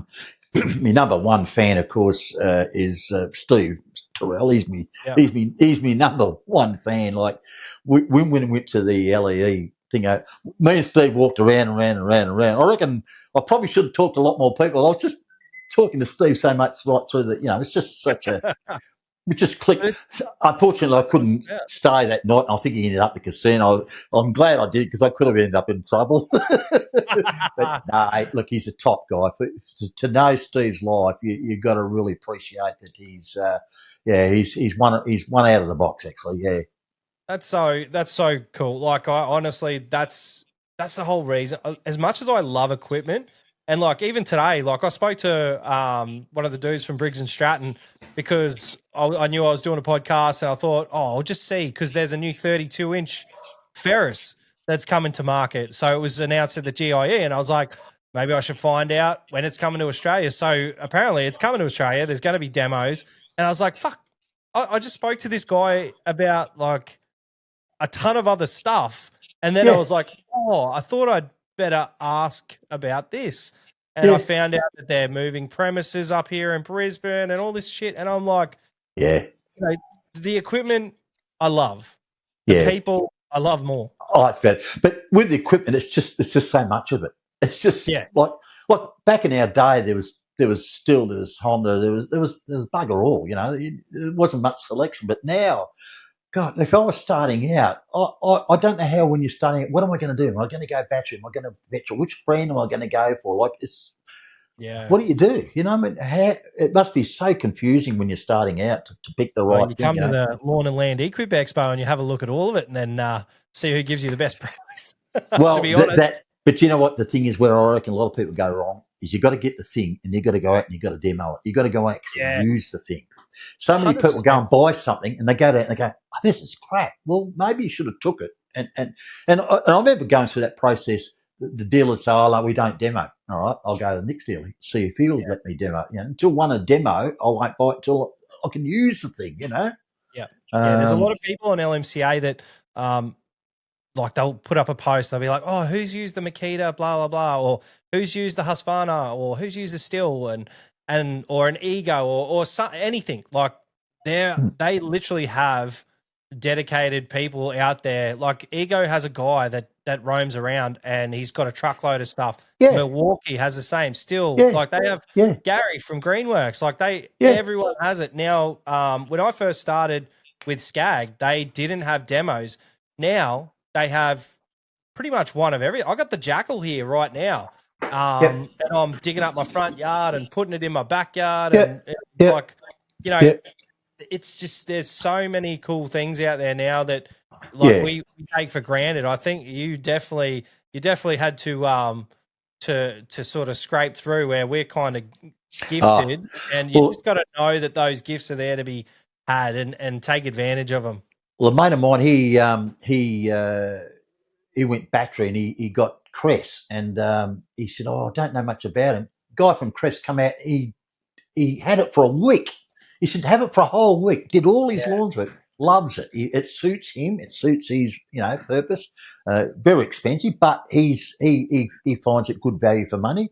And but the fact that he had it for not just a day, for a whole week, he could do all his difficult lawns, and all conditions, and that's what sold him, And you get to cycle the batteries a few times, especially with battery gear. You get to see the life of the batteries and what you can actually get out of them, and do they hold enough charge to get through certain jobs? It's really a week is really a good number. You need a bit of time. Look, I must admit, when I bought Husqvarna at the start, I didn't. It was during COVID, so the ability to have that wasn't there, but.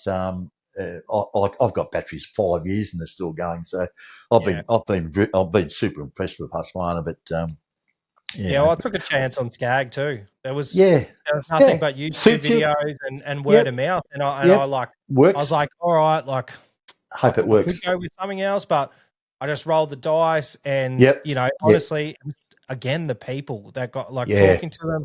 They were so open, and it was amazing. I connected with them straight away. That's the difference, isn't it? Like if you got someone that's really keen to talk to you and support you, you're going to go with them, aren't you? How many times you go in a shop and they sort of, what do you want? And they don't know sort of, there's no connection, and you just walk away. You know. Yeah, it's unfortunate that there are some shops like that now. Oh, it's a lot. It's a lot. Yeah. There's a local one here that it was good, but I went into it recently and I just got, I don't know, I felt uncomfortable there. Like they didn't want me in the shop. I was the only fucking person in there. There were two people sitting behind the desk. Yeah. I was like looking around and I was just like, okay, this is really quiet. Yeah. It's because like one of the things that I always wanted to do was have my own shop. I'm not a mechanic's arsehole, so I don't know how I was going to make that work, but I think I would make it probably make an okay salesman, and I could build those relationships with contractors. Absolutely. Look, you get a good mechanic. Get a good mechanic, paying well, look after him, getting him part of the business, mate. You can make a good success out of it. Your connections and hey, who knows? That could be your next calling. Lots of people are just like, don't do it. Don't do it. It's fucking way harder than you think. And of course it is. Everything's hard. But if you got the passion, you got your systems in place, who knows? You could have a podcast studio in the back, just grabbing people from the front to be like, oh, fuck, I forgot to book someone in this week. Mate, you're living the dream. You're living the dream. Oh, mate. It's a lot of work, but I really do enjoy talking to people, and it's a good excuse. Like, when else would we have gotten a chance to catch up? Like, it's you're on the other side of the country or on the bottom half of the country. I'm on the top half. But look, there's things that we're putting in place that may let me travel a little bit, not a lot, because obviously the podcast isn't like, we don't make money here. So that's not the point. Code now with Catch Pro, like. Eventually, hopefully, we make some money out of that, and we can actually get a plane ticket. I can probably fucking go to Harvey Bay or something, but somewhere. But the point is, you're putting systems in place. You're starting up. You got the podcast. You got you just build it up, and eventually, who knows what's going to happen? Yeah. Well, I mean, we went to the Island Hotel for the weekend, or just for one night to check it out. No joke, we stayed in the same room that Mark Wahlberg stayed in a couple of weeks ago. So I was in the old workbench. Definitely smelt the sheets, but it was pretty cool. So he actually shot a movie in the Island Hotel. So the exact spot that we're having the networking night, Mark Wahlberg shot a movie in there, and it should be out in a couple of months. So that'll be pretty cool. It's a cool setting, and I was thinking, I mean, maybe he had a little self-pleasure time in that room. So tell me, who's going to drive the bang bus from Melbourne to Brisbane? Because it ain't going to be me. Is it going to be Steve? I've put in your name, Steve. I saw that. Look, maybe Duncan. I've seen he can drive a big rig. That way he can just, maybe he should invest in a Skag bus. He's actually going to be in here next week, so that's going to be cool. Oh, beautiful! Looking forward to it. It's a while away, but I think whoever's going to do it should start planning it soon, because I'm sure Leroy will be an open book. But he did say he'd fly down to Melbourne and drive everyone back up. Of course he would. Yeah, I think it'd be for an old boy. I don't know whether I could be. I don't think I could. It's a big journey. Leroy did well. Hats off to him, mate. That was a big drive. It was really good. It was magnificent. What it done. I love the videos he put up about it too. It was good. Yeah. Look, we hope to get the entrance. We hope to get up there. It's next August, the same August the 1st. So it'll be said to the missus we'll fly up and she can go shopping and so. Yeah, well, I mean, tell her to come to the networking night, because I'd love to meet her. Yeah, she's very shy, but me too. Lady. She can just hang out with Lou and Vicky, like they all, as much as they love what we do, they don't get super involved like that. Oh, look, mate, I wouldn't be here if it wasn't for my wife. This business would not have succeeded without her. She doesn't do much in the business, but it's just the support. If you don't have the support, like we've had some, we've gone through 10 years of drought when things got really bad, and we had to adjust, and we went through recessions, and we went through a couple of them, But if you didn't have that support, my wife's not one of these like someone that likes to spend money and all. She's very frugal.